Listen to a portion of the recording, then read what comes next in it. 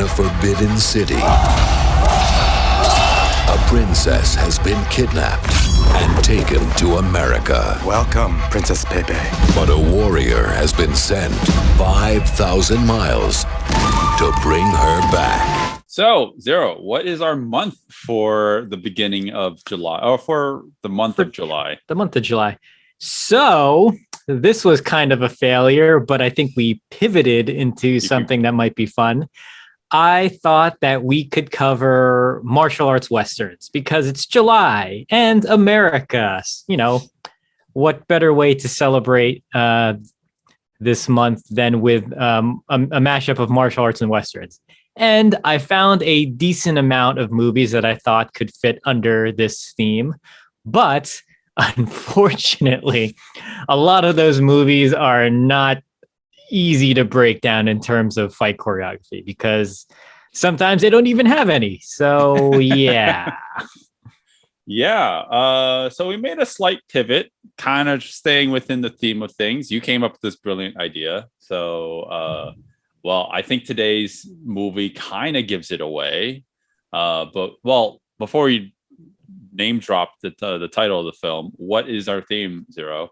So instead of martial arts westerns, we are going to do Jackie Goes West. Jackie Goes West. Yeah. I mean, there's only a handful of those films, right? So, man, if those movies do not work, we're in big trouble, dude. But yeah, I'm pretty sure we'll be okay. I think a lot of those movies don't work, but you have been constantly nagging me to do the tuxedo and the medallion and a lot of Jackie's turds that came out under when he was doing American productions. And I was really hesitant to do it, but they would probably be fun to speak about. Hey, why not? We kind of ran out of stuff to talk about. Absolutely. And it's been a while since we had a versus episode, and not to spoil anything for what may or may not come in the future. And it's been a while since we've spoken about Jackie. We tend to try and deviate away from him because he's one of the more prolific, famous martial arts actors right now. So that's something that I was going to always bring up because like what episode are we on now? Like 110, 111? Oh boy, we've been doing this for a while. We have a lot of episodes under our belt. And hey, if you didn't realize it, we do a podcast once a week. We review a lot of movies, lots of martial arts movies. So if you like listening to martial arts stuff, then you're at the right place. They're already listening to us. We don't need to plug us. At least I hope not. Well, maybe I can make a clip out of this because we're going to come to YouTube eventually. I freaking swear. Yes. I'm not home right now. I am in Jersey visiting family. So the potted plants in the background. Yes. This is not my current location, but yes, YouTube videos are coming. Nag us on all the social medias. I swear I will edit something together. Yes. Well, we're working that out right now. And all the things you said are true. The one in particular being that, we've been avoiding Jackie for like initially we had the right intentions in mind, right? We were like, okay, let's not do Jackie because otherwise it would just be the Jackie Chan show. I mean, not to be confused with Jackie Chan Adventures, but like we just have like every episode be a Jackie Chan film. And because I fucking love Jackie, like I grew up with his films. I mean, I'm sure anyone who's listening can completely relate.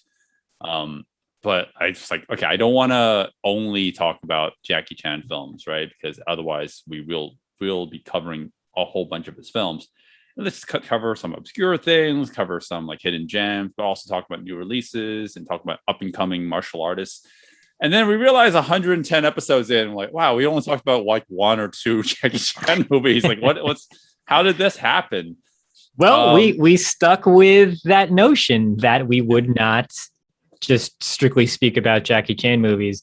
And a funny backstory to this podcast is one of the, I guess, ideas came about because we were having Jackie Chan movie nights. So, I missed those so much. I think you and I just marathoned a whole bunch of them.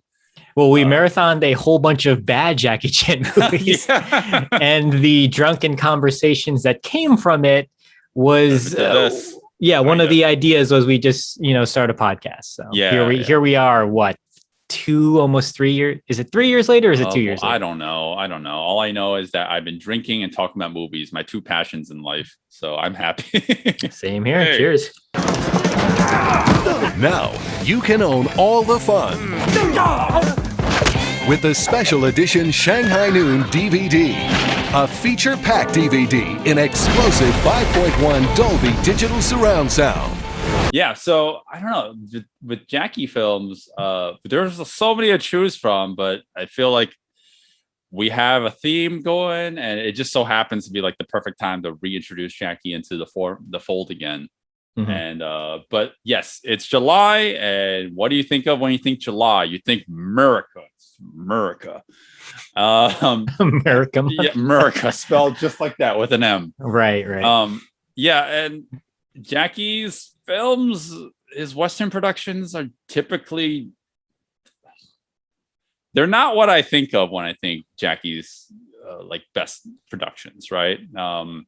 And obviously, if we're talking about the like some of his more well-known films like Rush Hour, Shanghai Noon, the movie that we're talking about today, Rumble in the Bronx, I feel like there's just always a missing component there. But I think that after rewatching Shanghai Noon, now that we have a show that we're constantly breaking down action, and we've developed like a keen eye for action choreography, I've learned a new appreciation for this film.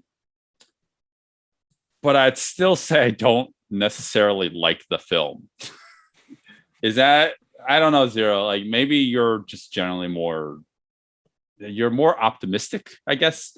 You like to look at the positives, I play the more optimistic person to your pessimistic. My dourness. Yeah, my dourness, I guess. I don't know. Yeah, I try to play the optimist to your opinions, but I can see what you mean. Yeah. Well, I mean, Zero, it's like, what are your thoughts on Shanghai Noon? Not that we're doing recommendations already, but yeah. Right. I haven't seen this movie in a while. It's been a while. I think the last time I saw this was maybe the first times I saw it, which was when in high school for me. So this movie is 21 years old. It can officially drink alcohol now. So cheers to Shanghai Noon. More drinking. Mm-hmm. I'm all for that. But I remember liking it in high school. I didn't see so many Jackie Chan film. Well, no, that's not true.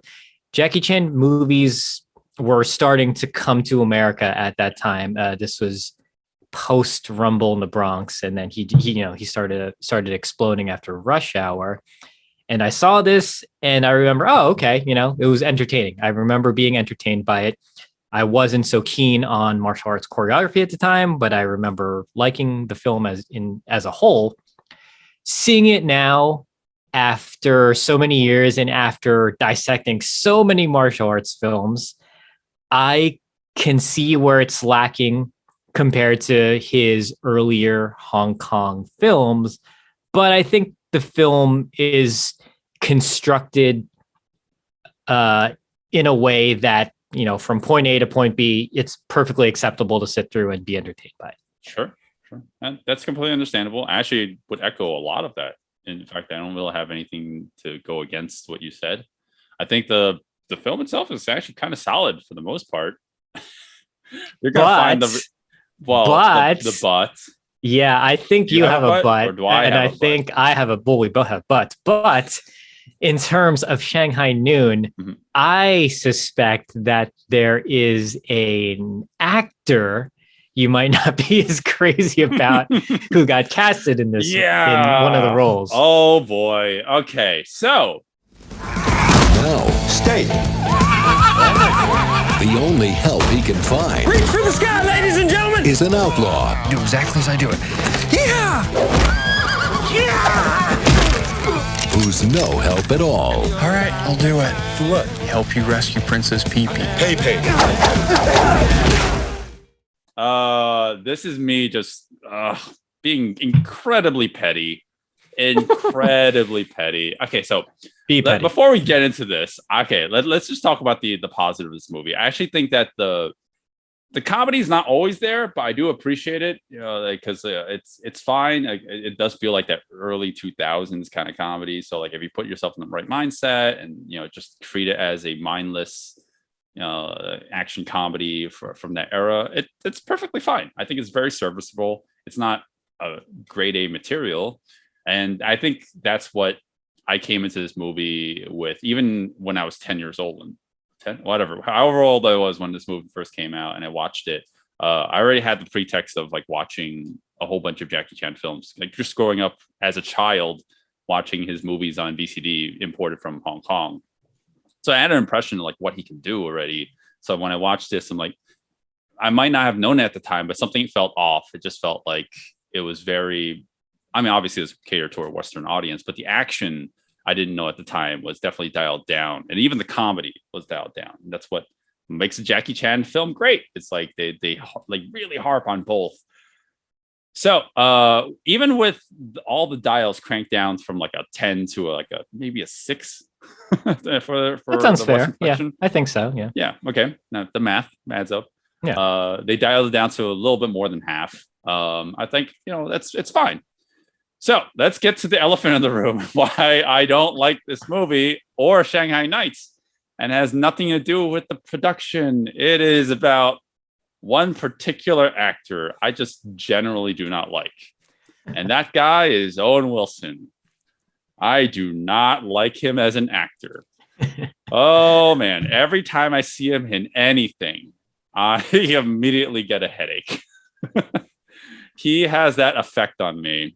And having to sit through an entire feature with him in it makes me want to gouge my eyes out.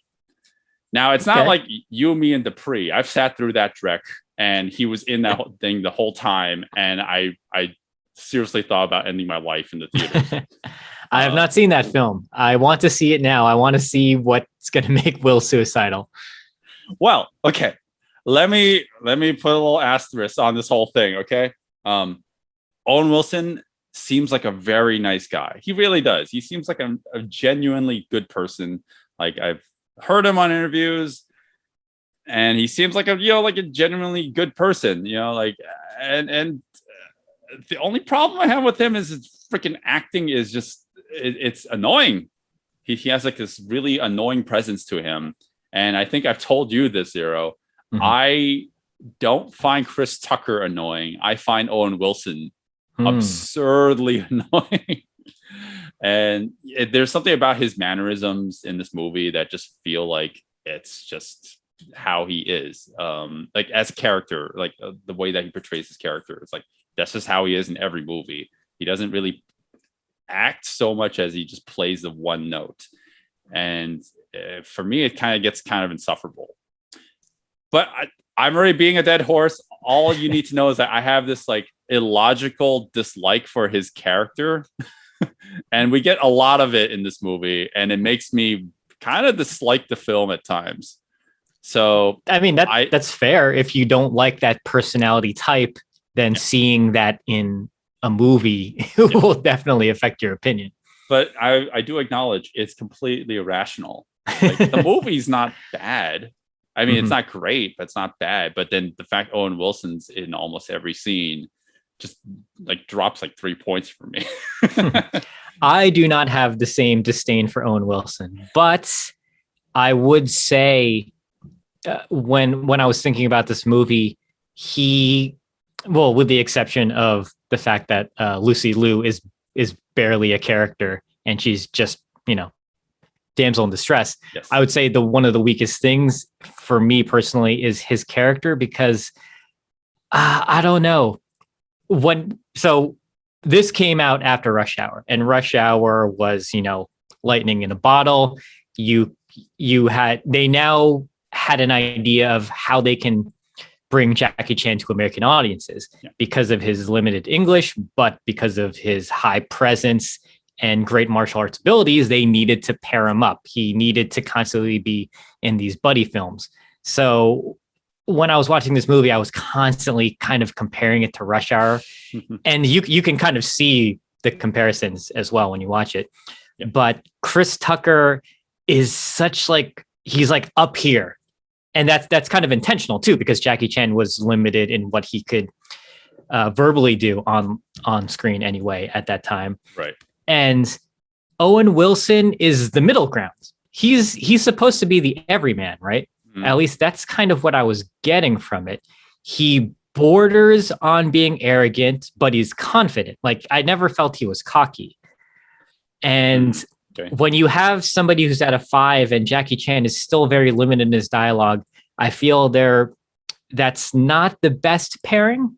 Right. Well, well, I love how you said that Chris Tucker's like this and Jackie's like this. I'm like, you mean in height? That's kind of like what it is. I guess I meant in energy, right? Yeah. Well, that's a great pairing between Chris Tucker and Jackie, and I guess that kind of works. Well, yeah, because one's up here and one's down here, and if you can Energy see us on level video, wise. you can literally see where my hands are. But Owen Wilson is the middle ground. So when you compare somebody very low and in the middle, I mean, I know you don't want to do Chris Tucker again, but Well, Owen Wilson, I don't know, like there's something about him. I wish there was just a little more. right. I'm not sure. There's something missing for me. We are partners. Shake on it. You're not in the East, okay? You're not in China. This is the West.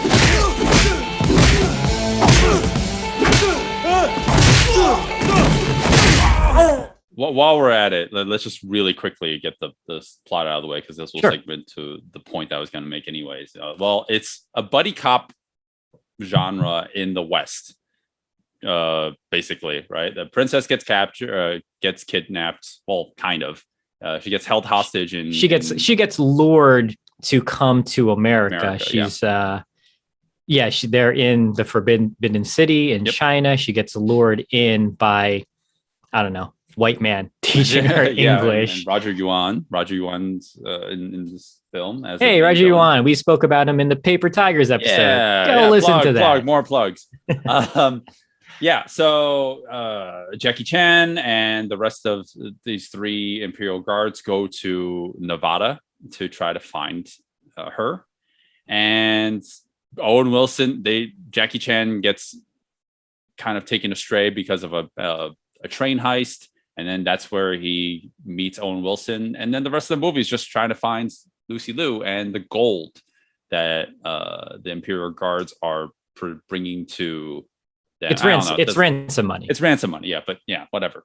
That part's not important. So the point I was trying to make before is that, it's a buddy cop drama in the West. And like if you really just break it down, like take the premise, like take the setting out of the equation, it really is just another buddy cop drama. It's just like it's odd couple pairing, right? It's like it really is very similar to Rush Hour. Yeah, they even have the scene, the montage scene where Owen Wilson is teaching Jackie Chan how to be a cowboy. Very similar to the scene in Rush Hour where Chris Tucker is trying to teach him about, African American culture. And you can see the parallels are very obvious. I think that was intentional, to kind of like what worked in Rush Hour. Okay, let's kind of have that in here. But then again, like when you have a fish out of water story, which this also is, you need that scene. You need to have the literal fish out of water acclimate to his new surroundings. And then you have the one character showing him, well, this is how you're supposed to act. Right. Yeah, absolutely. One good thing about the Rush Hour formula, and I don't want to talk about Rush Hour too much. Because we talked about it already. Check out that Rush Hour episode. Yeah. Or we might want to talk about the sequels, AAA, we might have a future episodes in the next upcoming weeks. But yeah, the reason why I don't want to talk about Rush Hour too much, but I will elaborate a little bit, is like one thing that works about the Chris Tucker and Jackie Chan scenario is that obviously Chris Tucker isn't able to match Jackie physically, but he shows some competence, his character, right? He actually is a pretty good detective in terms of movie speak, right? And his character was actually pretty intelligent when it came to process of deduction and all that when it came to the case. Right. So Owen Wilson's character in this, Roy O'Bannon, there are moments where he's incredibly incompetent, And I just find him kind of annoying. Like that Well- whole montage sequence you just mentioned. He's like, he doesn't know what he's doing, and it kind of comes off as just irritating. I don't know. So that was one of the things that was a little troublesome for me. Mhm. I understood what his character was, but I wish they leaned into this more. Mhm. So Owen Wilson is not a real cowboy. He's faking it. He is faking it till you make it. He's a wannabe gangster, wannabe cowboy, outlaw. Thank you. Mhm. And the whole time he's trying to teach Jackie Chan how to be a cowboy when he himself doesn't know how to be one. Right. There's a disconnect for me there. There's Yeah. comedy from that definitely derives from that, but I don't know. Maybe it's just not my cup of tea. There is definitely a disconnect, right? Because remember, we're in the 1800s Midwest, right? Midwest. We are supposed to be surrounded by cowboys and Southern accents, or Midwestern accents.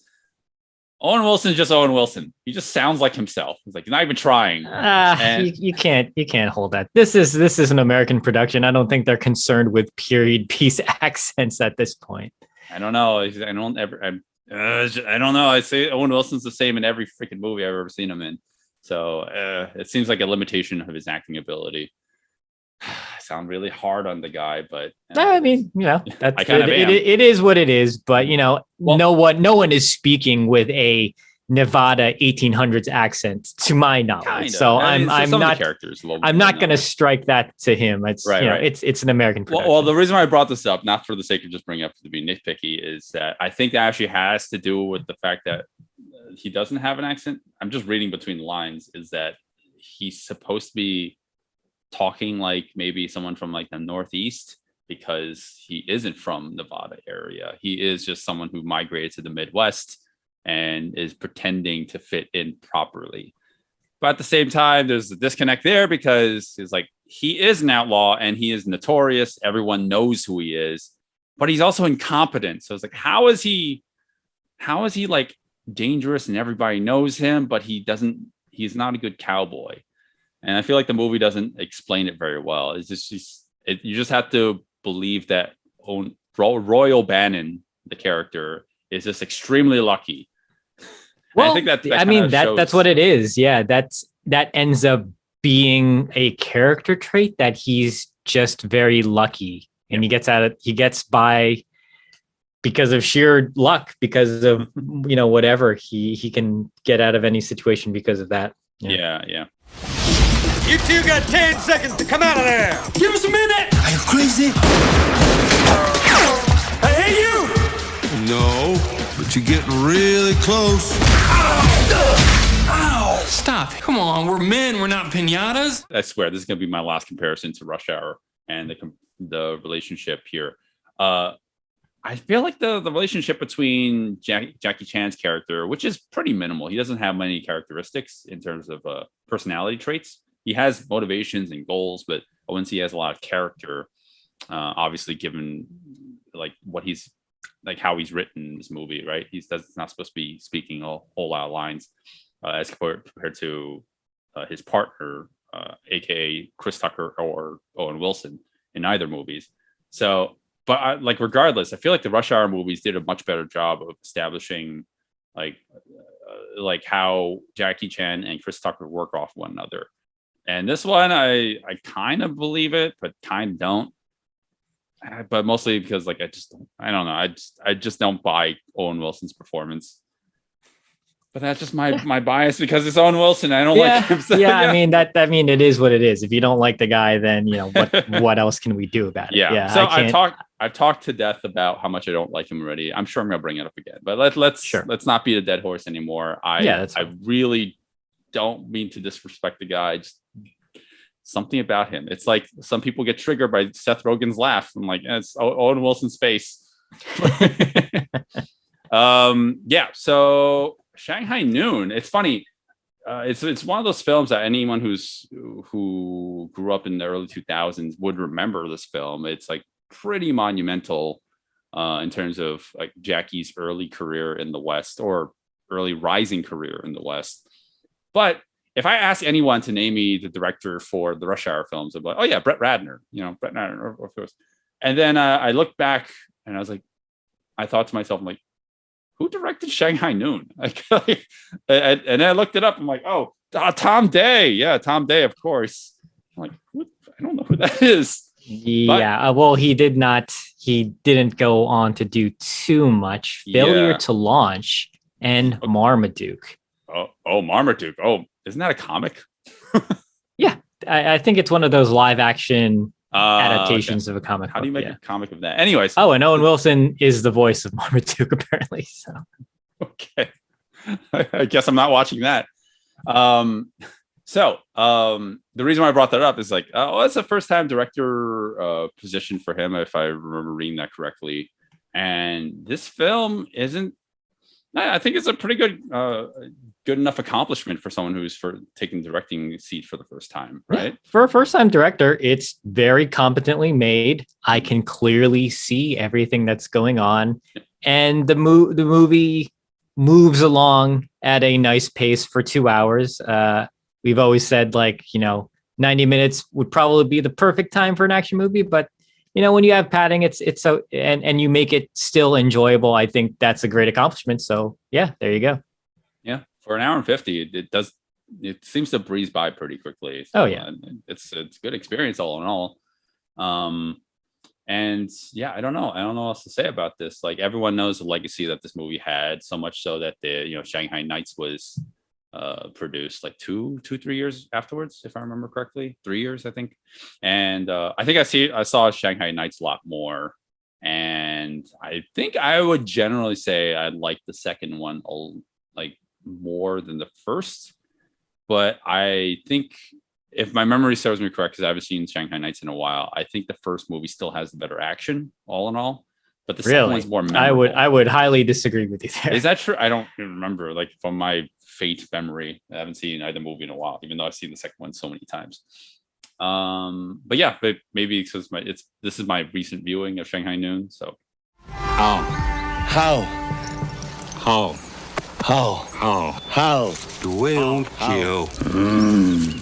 I guess we can kind of talk about the action then, Zero, because there really isn't that much, right?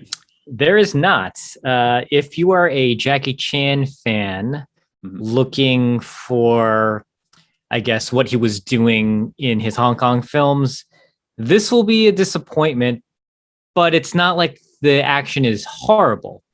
In terms of an American film, it's actually pretty good.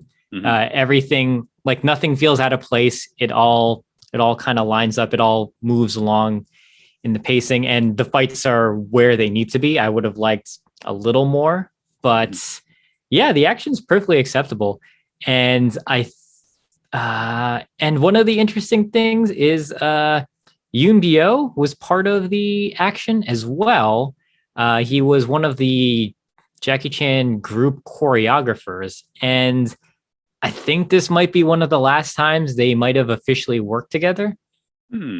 No, that sounds about right. I mean, like, maybe, well, on screen they stopped a long time ago. Yeah, on screen, right? But I mean, like, I guess in maybe a production, maybe. Right, I don't know. Right. Correct us if we're wrong. I know that Samo and Yoon Bio worked on some more things after the fact. Yes. Like in more recent years, actually, like maybe like mid to 2010s. I've seen them in some movies, but they're both on screen together. I don't think Samo and Jackie have worked together in God knows how long, probably since the 80s probably early. Oh wait, I think Yoon Bio was in he was on screen with Jackie in one of Jackie's 2000 films. I can't remember which one now. He had like a brief appearance. I thought I remember seeing that. So if you remember what it is, let us know. Sure. Okay. Well, you guys can prove us wrong all you want. All I know is that we do have a good display of Jackieisms,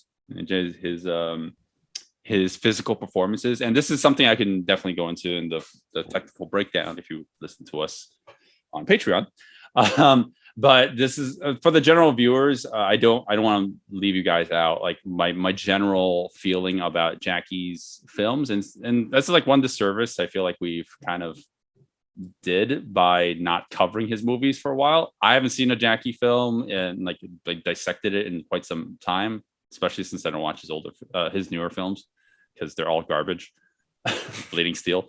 But one thing I miss about Jackie's action is that it's so unique.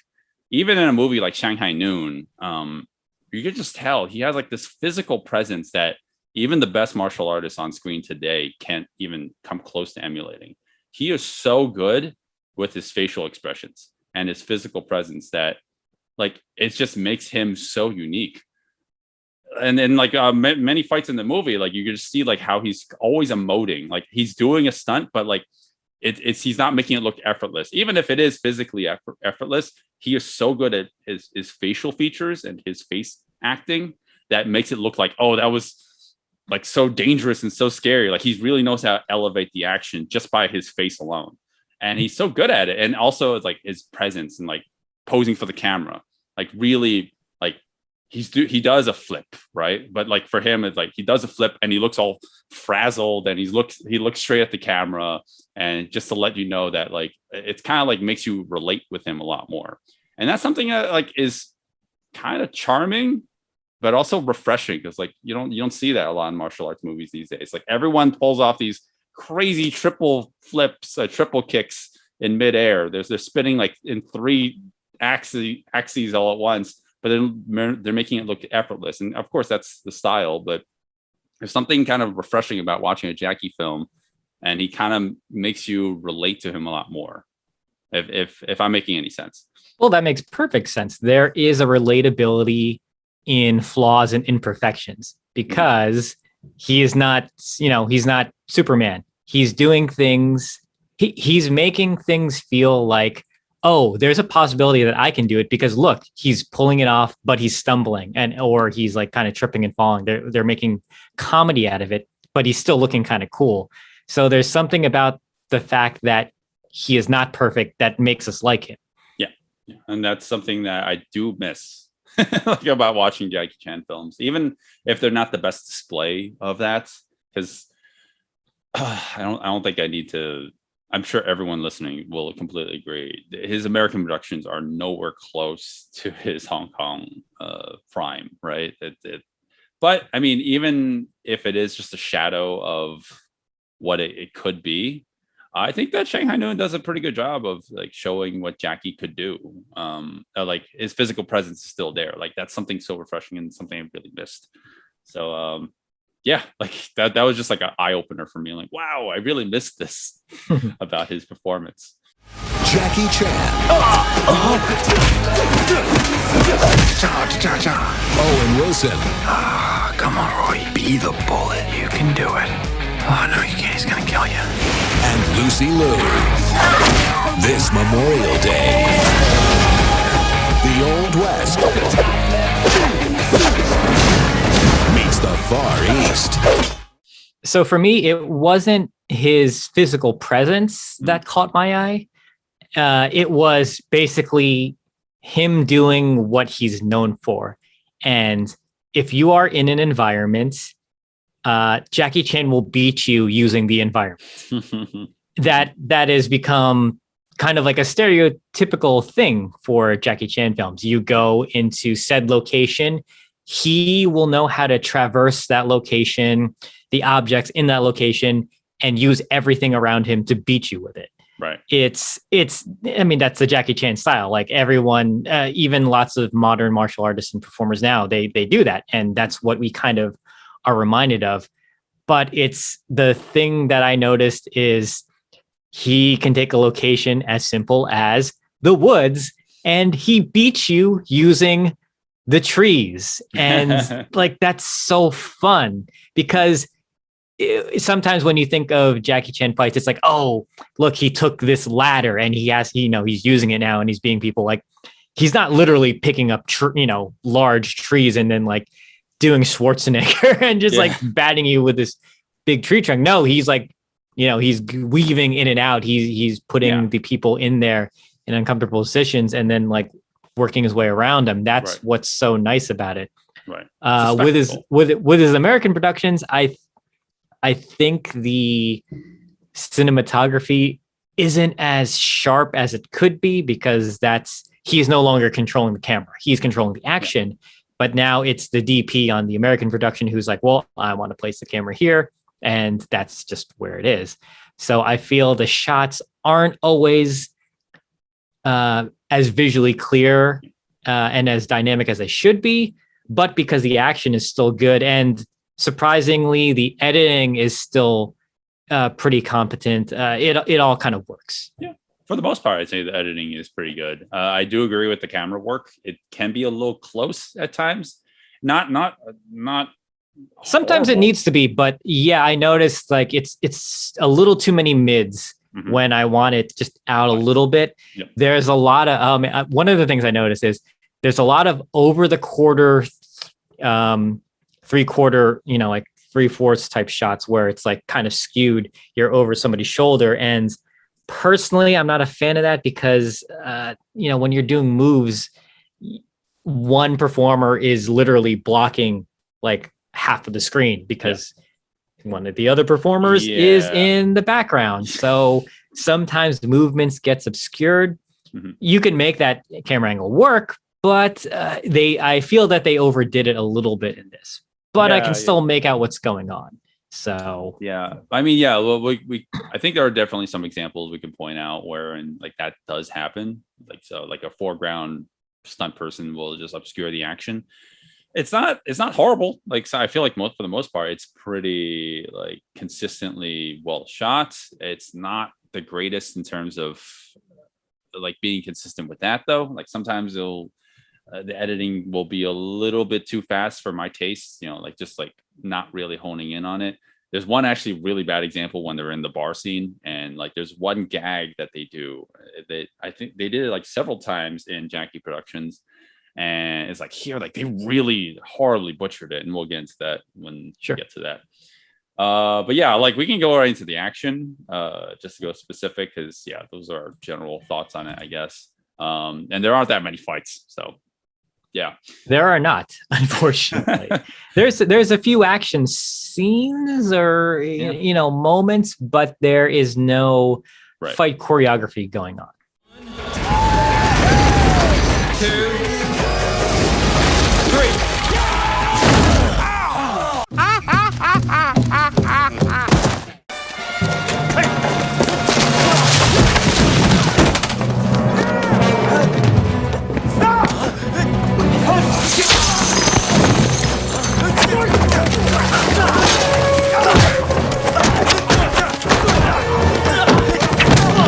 I remember most of this movie.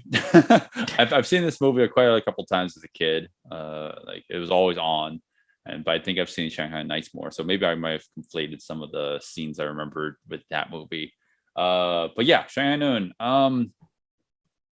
Like I said before, I think I do think that's a little new. Like Jackie Chan's action style, fight style is a little neutered for Western audiences. But yeah, like you said before, during the technical segment of this, Jackie is at the early 2000s already starting to get on in his years, so like obviously he can't do the same exact things.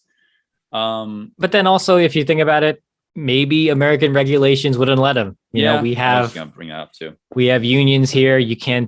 Sometimes you can't do that crazy stuff. Right. So like maybe we don't know. Maybe he wanted to do something a little more outrageous, and they're like, no, you're the star of the movie. Insurance will not cover that, so you can't do it. The camera work and the editing, I feel like it's a chicken or the egg kind of effect. Like, are they doing that because they want? It's just what Western audiences are accustomed to, or is it because we want to hide the fact that we have to like work around what you just said, right? Like the limitations of like hurting the performers and such. Like little nitpicks I had before about like that one gag where Jackie gets hit in the face, the recoil hits Owen Wilson in the face. That's a very standard gag that you'd see in Hong Kong, but they kind of mess it up a little bit in this movie, in my opinion. and it doesn't really work nearly as effectively. If I tell you right now to go watch like a Hong Kong version of that, like it works significantly better. That's just one example of what I'm referring to.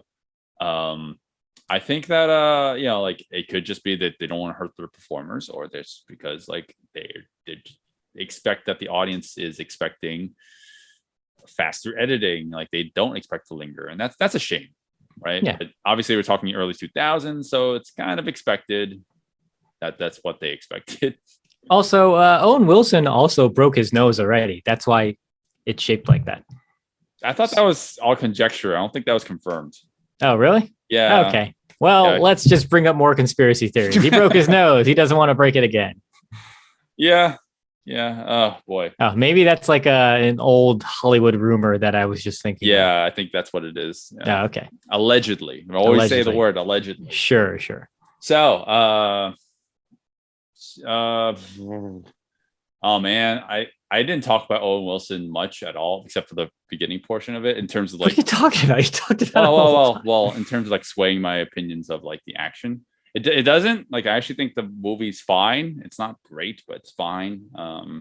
It's kind of unfair sometimes to compare this to the Hong Kong productions, but because I think that this movie as a whole is your standard but serviceable action movie. It's very much a product of its time. I feel like if someone told me this is from the early 2000s, I'm like, oh yeah, it totally does feel like that. So I think the movie's fine. I think they think it's still worthy of watching even today. Ben Owen Wilson, he is. I don't, man. If you could just make a version of this, we cut out all his scenes. Great. I think that make it for a better experience. Yeah, Shanghai Noon. I don't know. Those are my general sentiments of it. Zero. Yeah. This movie's entertaining. It's fine as a Jackie film. I think this is his second American production. From the 90s and 2000s, right? We're like after his like Renaissance, because we have like Valkyrie Brawl, we have The Protector. What else is that? Rumble in the Bronx. Yeah. Right. Yeah, I think you can just watch this movie. I don't think the fights are anything you could, they're not crazy good, but they're just fine. And like what was happening in Rush Hour, they wanted to introduce him to American audiences. They wanted them to get accustomed to his style. This is serviceable. Like if you're a Jackie Chan fan and you feel this is watered down, then that's kind of why, because I feel like they probably needed to a little bit. Yeah, probably. But the movie's entertaining. If you don't like Owen Wilson, then it might be tough for you to sit through this. I think he's fine. Yeah. But yeah, you can watch Shanghai Noon. I prefer Shanghai Nights. I think everything about that elevates what they did in this movie.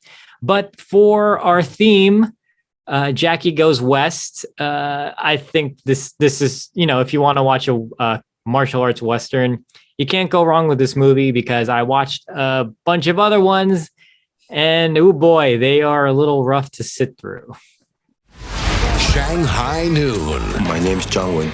John Wayne? John Wayne. That's a terrible cowboy name.